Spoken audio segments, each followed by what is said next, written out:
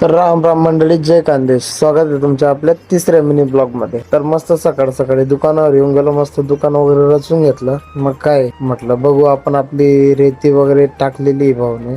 मग तेवढ्यात परत एकदा रेतीवाला भाऊ आला. रेतीवाला भाऊ म्हणे थोडा आपला पण शॉट घेऊन घ्यायचो म्हणे.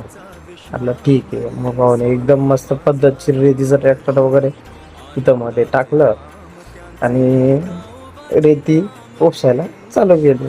मग तेवढ्यात काय पप्पा ते पण दुकानावर आले. म्हटलं चला आता आपला जगदीश भाऊ रेती उपसेल, तेवढ्यात आपण दुकानावर जाऊ. मग दुकान वगैरे दुपारी क्लोज केली.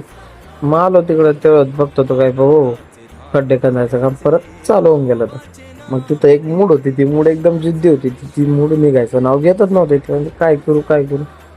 मग तेवढ्यात एका भावाने पावडी घेतली, डायरेक्ट मूड तोडायचं काम चालू केलं. पप्पा त्या म्हणायचे चालू राहील. तेवढं त्यांच्यासाठी पाणी घेऊन नाही चहा वगैरे. मग निघालो आपण आपल्या आपल्या रस्त्याला. मग घरी गेलो.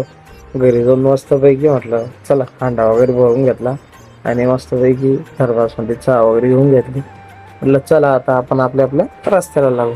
तिथं पोचलो तर काय तेवढ्यात पण त्यांना पाणी वगैरे दिलं, चहा वगैरे थर्माचा वगैरे बाहेर काढला आणि चहा वगैरे त्यांना दिली. म्हणजे त्यांचा पण मूड फ्रेश आणि आपला पण मूड फ्रेश.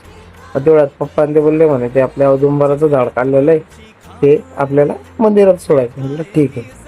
तर इथंच आपला तिसरा ब्लॉग संपतो.